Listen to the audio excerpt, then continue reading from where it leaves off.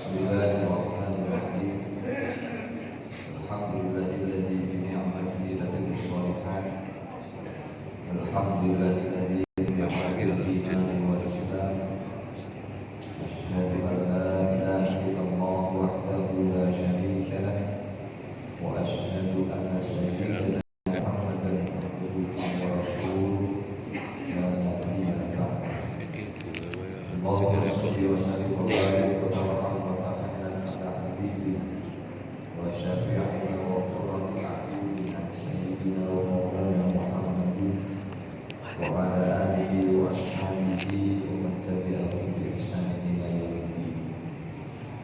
Qala rabbi shrah li sadri wa yassir li amri wahlul 'uqdatam min lisani yafqahu qawli. Rabbana iftah bainana wa baina qawmina bil haqqi wa anta khairul faatihin.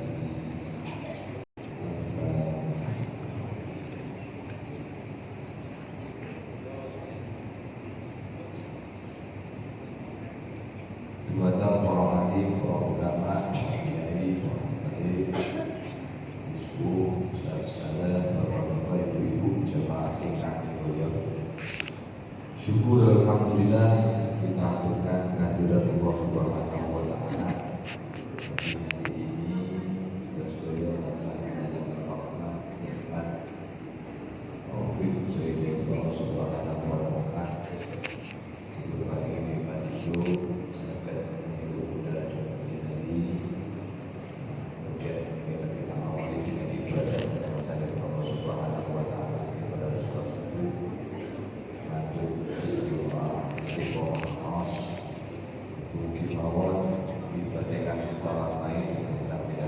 Amin ya rabbal alamin. Istiqomah ngaji tentu saja sampai manfaat dan barokah kita. Mugi kang hadir keluarga yang di rumah senantiasa diberikan kesehatan.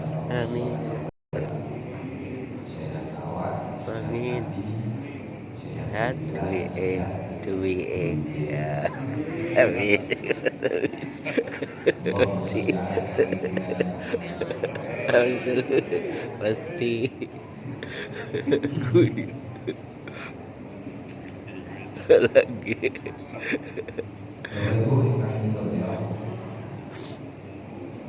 Salah satu wujud saking rahmat Gusti Allah kemarin, dan kita jangan sampai putus saking rahmat Gusti Allah. Salah satu contohnya adalah ketika kita beribadah kepada Allah Subhanahu wa taala, Allah akan melipat gandakan amal kebaikan kita. Masalah ini dan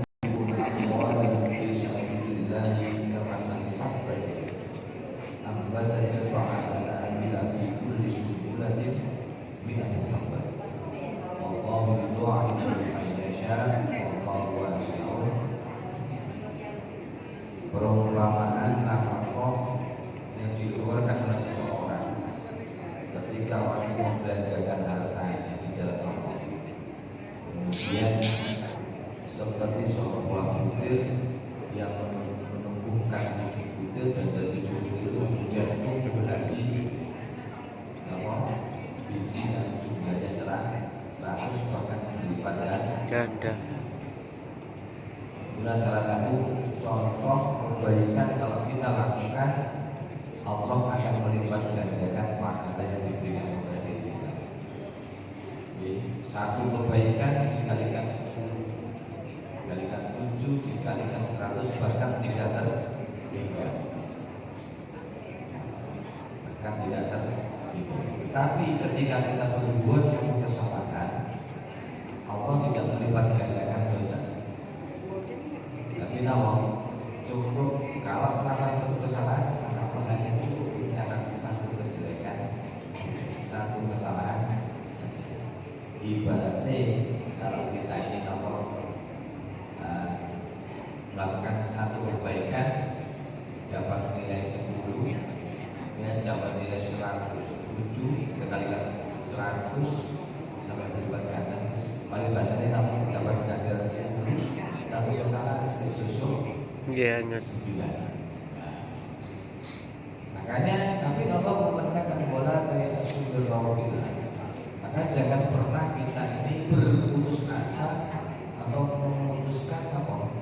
Jangan sampai kita berputus asa untuk meraih rahmat Gusti Allah.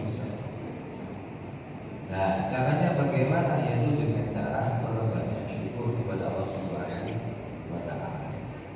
Ya. Jadi yang kita lakukan, kebaikan yang kita lakukan sebagai wujud syukur kita kepada Allah. Yaitu syukur bil arham.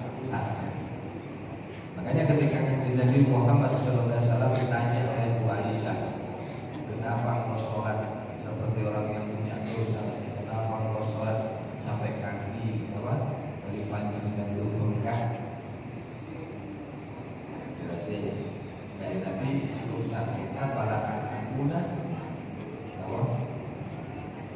ahibuna, apalah akuna bidibal yashkur.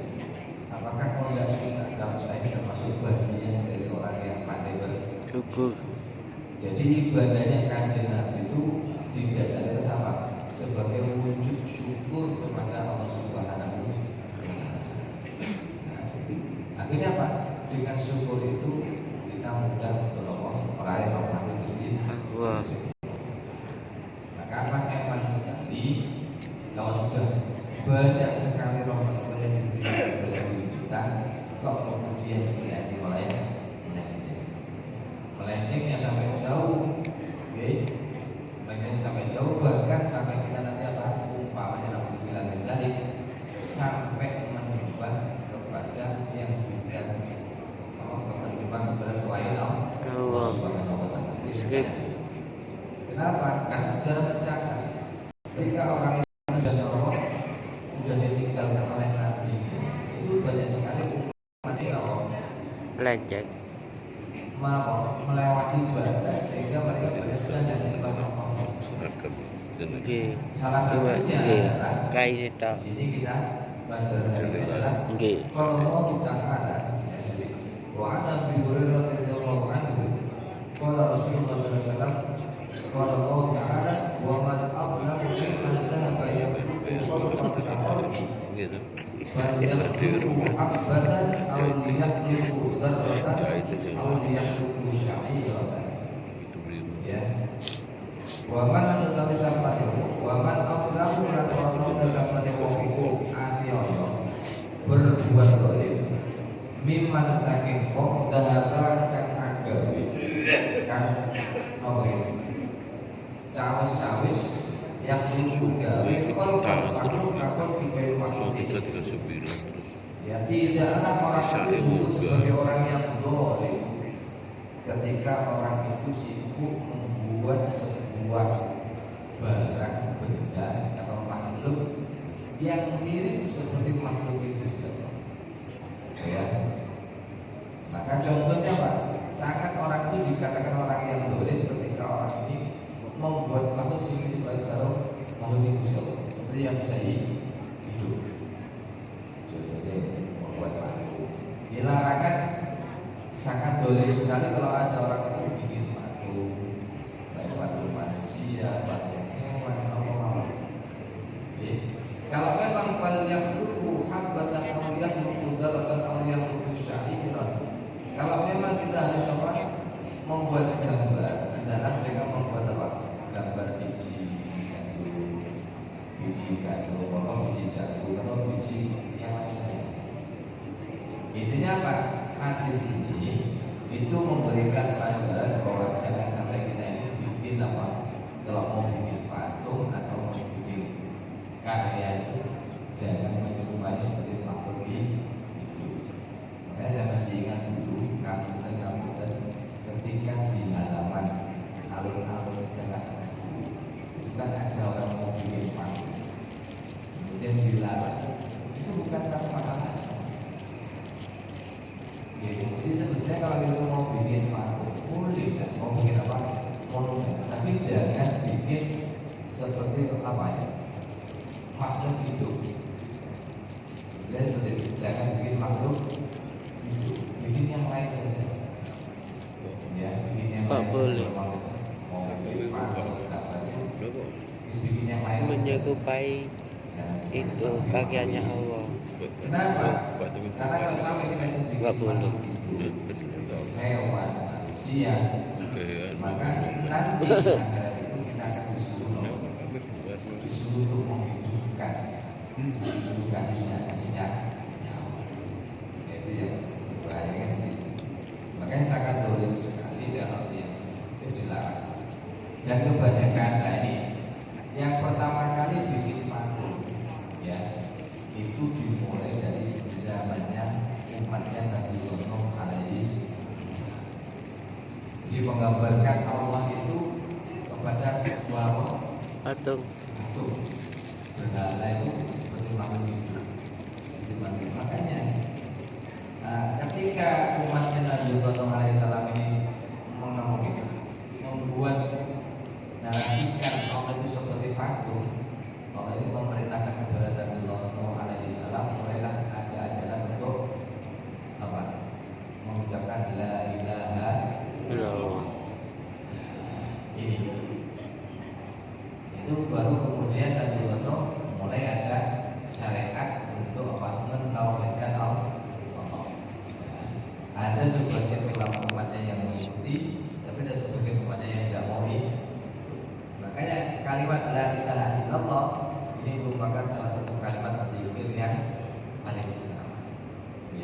Kalau di dalam kitab kita bicara tentang kalimat la ilaha illallah, di dalam kitab Nabi Suami itu disebutkan ada satu kalimat, ada satu dzikir ini yang afdhalul dzikir. Biasanya kalau afdhalul dzikir la ilaha illallah. Ada lagi ketika apa? Membaca subhanallah walhamdulillah wala ilaha illallah wallahu akbar la haula wala quwwata illa billahil. Kalimat dzikir ini merupakan satu kalimat yang utama. Karena apa? Ada beberapa kejadian yang mendasari kalimat ini. Yang pertama adalah kalimat subhanallah. Ketika kalimat subhanallah ini berasal dari mana? Ketika Allah Subhanahu wa taala ingin membuat arsy, menciptakan arsy, kemudian arsy ini Allah menyuruh malaikat untuk nyonggo, mikul arsy. Itu malaikat itu tidak kuat. Jadi sahabat, justru demikian. Jadi para malaikat yang disuruh mikul arsy itu sahabat ke Gusti Allah, Gusti kula boten iya.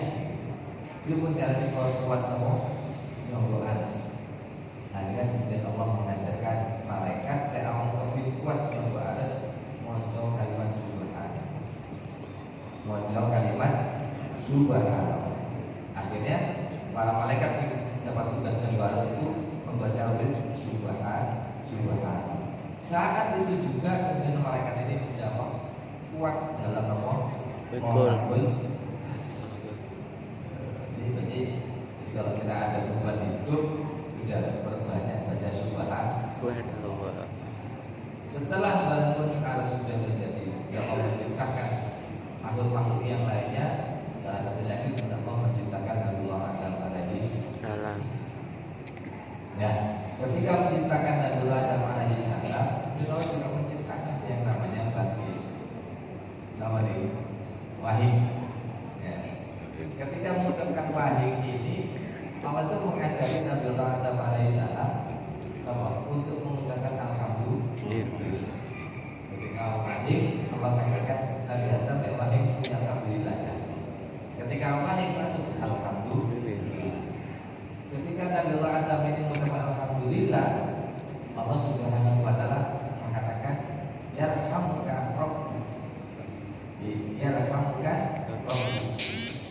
Bahwa Allah oleh rahmat sekolah pangeran ini. Malaikat yang tahu kalimat ini kemudian apa? Menggabungkan kita ini. Melihat apa kalimat yang ini itu banyak alhamdulillah ketika Balqis itu Allah ini menurunkan karena yang ini malaikat kemudian menggabungkan kalimat ini kemudian subhanallah walhamdulillah. Dari Nabi Adam turun sampai kemudian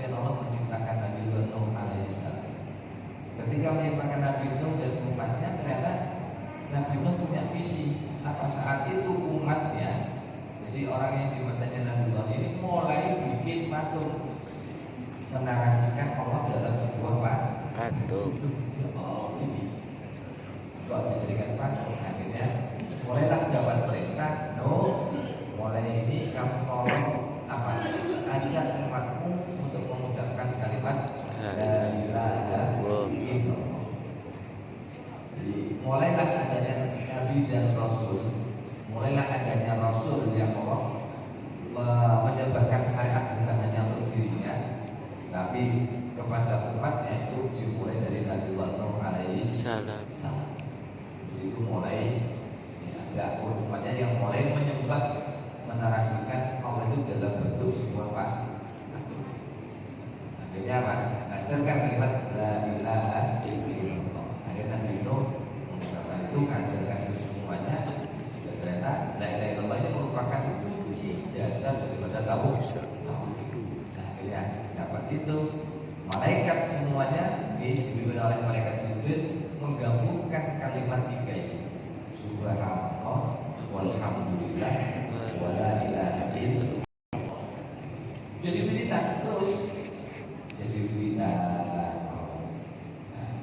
Setelah itu Allah masuk lagi menciptakan para nabi-nabi sampai muncullah sampai di zamannya Nabiullah Ibrahim alaihissalam. Ketika muncul di Nabi Ibrahim, kemudian Nabi Ibrahim itu apa? Menyebarkan kalimat tauhid dengan apa? Menyebarkan tidak ada yang percaya apa itu bapak itu sampai apa? Kemudian menganalogikan supaya cara ini. Memang apa sih kok menyembah patung itu patung di sopo disebar. Akhirnya apa? Nabi Ibrahim merusak patung. Kemudian patungnya apa? Kamarnya dikalungkan di patung yang paling besar. Di patungnya itu Raja Namrud. Ini aja tanya, sampai Ibrahim itu kok tanya sekalian, tanya yang pegang kapak.